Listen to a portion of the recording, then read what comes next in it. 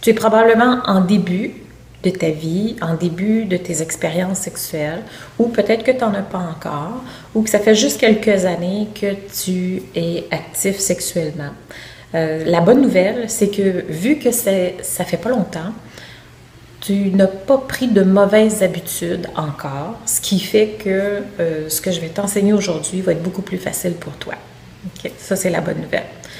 Reste à voir qu'est-ce que tu as acheté comme information, qu'est-ce que tu as ancré dans ta tête, c'est quoi tes croyances, est-ce qu'elles sont bonnes ou est-ce qu'elles sont moins bonnes, c'est ce qui va venir interagir avec le bon fonctionnement, dans le fond, de comment est-ce que le corps fonctionne pour le contrôle éjaculatoire.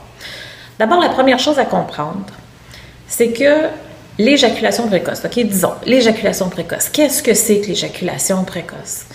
C'est pas une question de temps, c'est pas une question de minutes. Ce qu'on appelle dans le fond éjaculation précoce, c'est d'avoir éjaculé sans le vouloir. Donc avec cette définition-là, on pourrait dire que tout le monde est précoce. Sauf que on pourrait rajouter rapidement. Donc tu viens rapidement et ce sans le vouloir.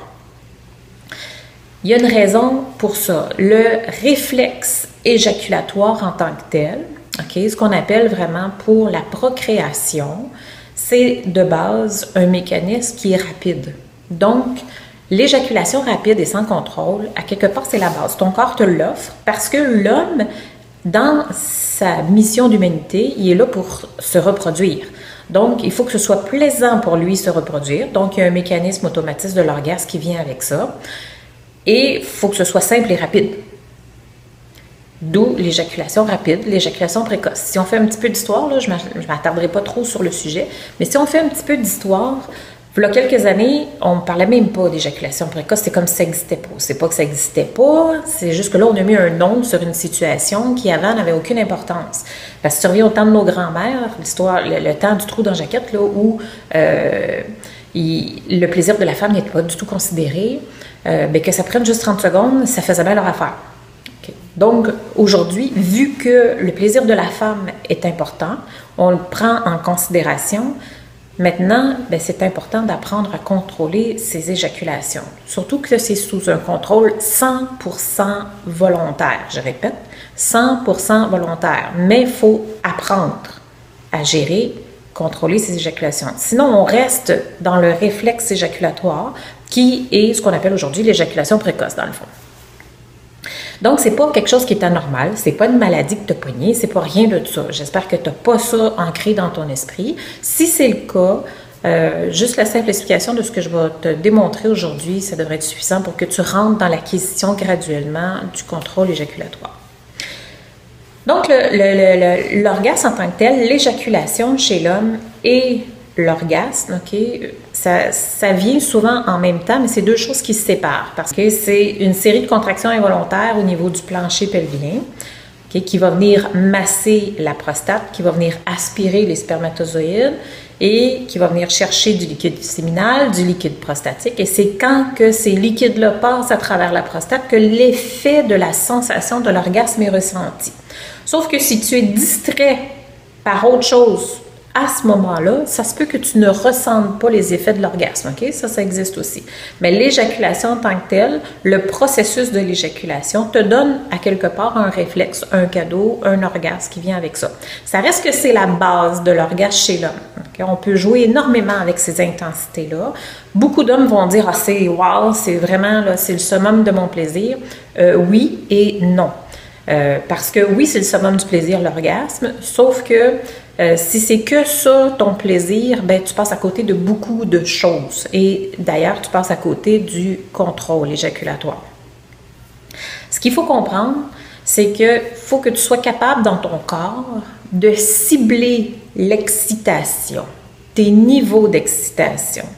Est-ce que tu fais ça rapidement pour à la sauvette, quand tu te masturbes par exemple? Est-ce que tu vas faire une stimulation rapide pour en finir au plus vite, pour être sûr de ne pas être surpris parce que, bon, tu fais ça dans la chambre de bain ou tu fais ça chez toi ou tu n'as pas de privé, tu n'as pas de territoire privé à toi où tu peux vraiment t'adonner à ton plaisir personnel?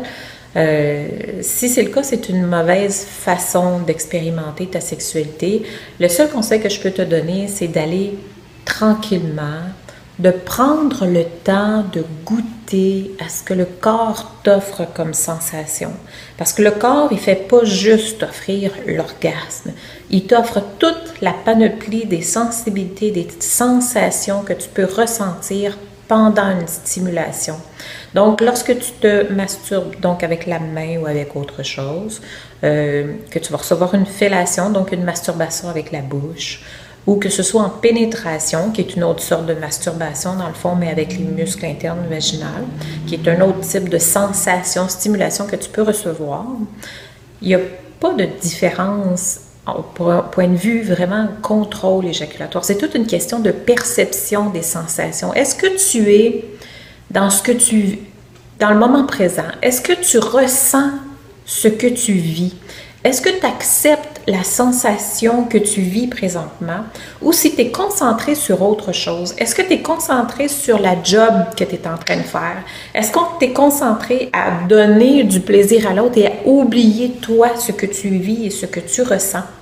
Si ça c'est le cas, c'est une mauvaise façon de faire. Prends le temps de prendre le temps, justement, et de goûter et d'apprécier le moment présent. Ça réduit le stress. Le stress est responsable du fait que tu vas venir rapidement et que tu n'auras pas de contrôle parce que tu n'es pas dans ce que tu vis, tu n'es pas dans ce que tu ressens. Le fait de ne pas contrôler, c'est parce que tu n'es pas dans le moment présent, tu ne perçois pas ce que tu ressens. Tu es ailleurs, tu es dans une job, tu es sur l'autre, tu es trop concentré à l'extérieur de toi. Donc, vu que tu es à l'extérieur de toi, dans ta tête, tu n'es pas concentré sur ce que tu vis, donc tu n'en as aucun contrôle. OK? J'espère que tu maîtrises bien, tu saisis bien la nuance de ce que j'apporte là, parce que ça, c'est la clé. Si tu es capable de jouer avec les niveaux d'intensité, à partir de là, ça, c'est le début de l'acquisition du contrôle éjaculatoire. OK? C'est ta base. Donc, amuse-toi, pratique-toi à jouer avec les intensités pour être capable de cibler entre 0 et 10. OK? 0, c'est rien. 10, c'est l'orgasme. Pour être capable de cibler entre 0 et 10 tous tes niveaux d'intensité, mais plus particulièrement quand on passe 5, 6, 7, 8, 8,5, 9, oh, là, tu es proche. Point de non-retour. Là, si je vois un petit peu plus, là, c'est sûr que je vais venir, je vais éjaculer. Cible ça. Cible tes niveaux d'excitation pour être capable de jouer avec ça.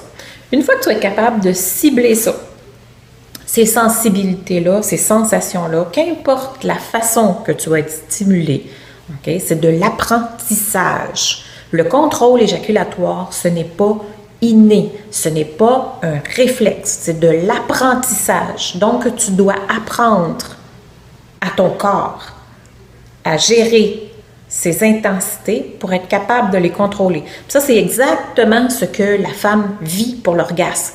Parce que l'orgasme chez la femme, ce n'est pas du tout un réflexe éjaculatoire. Ce n'est pas du tout un réflexe, l'orgasme. C'est vraiment juste de l'apprentissage. C'est la même chose que là, ce que tu expérimentes, toi, de contrôler tes éjaculations, c'est exactement ça qu'elle fait, elle, au niveau de l'orgasme. Donc, c'est bien de l'expérimenter, ça va te faire comprendre ce que ta compagne peut vivre et ressentir. Puis, elle, ce serait bien aussi qu'elle écoute cette vidéo-là pour comprendre, toi, ce que tu vis, pour être capable de t'accompagner là-dedans. Parce que c'est sûr que si ta partenaire, ben là, tu viens vite, ben là, c'est quoi ton problème? Ben là, tu sais, s'il y a quelqu'un qui t'accuse tout le temps, c'est pas bon pour toi, c'est pas bon pour ton estime, puis tu es porté à être plus dans la performance et à être à l'extérieur de toi.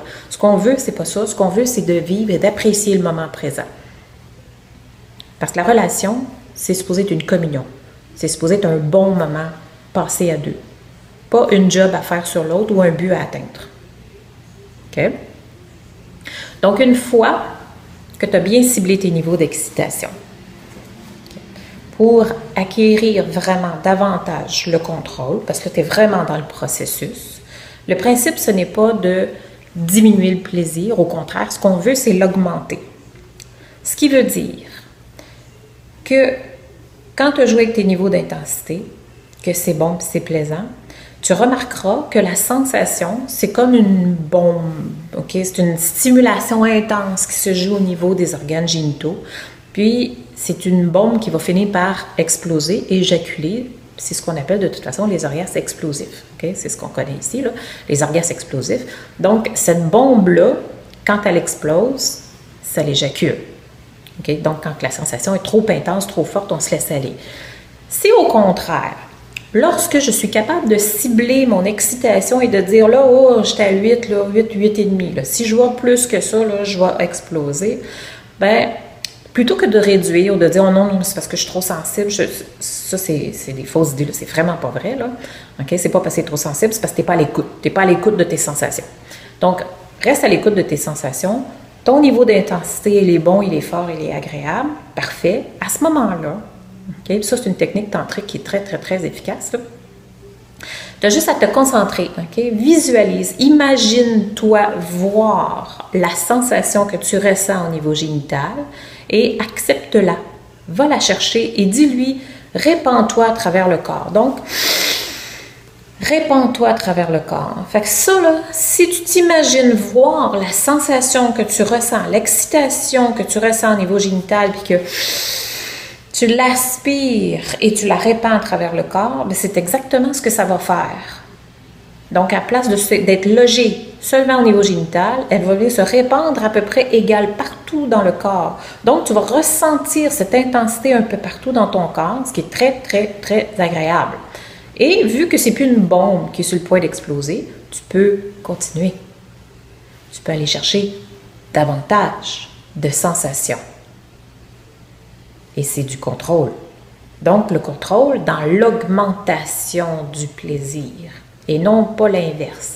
Le but, là, ce n'est jamais de se distraire de nos sensibilités. Ce n'est jamais de se distraire de ce que l'on vit, de ce que l'on ressent, de penser à autre chose, de se concentrer juste sur l'autre. Le but, c'est de bien être à l'intérieur de soi, de percevoir, d'accepter la sensation que tu vis pour bien la gérer. Tout simplement. Je te souhaite bon apprentissage, bon contrôle éjaculatoire et j'ai une demande à te faire. Cette information privilégiée que tu as aujourd'hui, partage-le au plus grand nombre possible afin que cette information soit connue. Trop de gens utilisent trop d'artifices, trop de produits, trop de cochonneries qui se vendent. Il y a de l'exploitation terrible qui se fait au niveau de l'éjaculation quand c'est un réflexe naturel, quand c'est un phénomène naturel. Il faut juste apprendre. Donc, s'il vous plaît, apprenez tout simplement. Là. Et puis arrêtons de s'en faire une maladie puis un cas.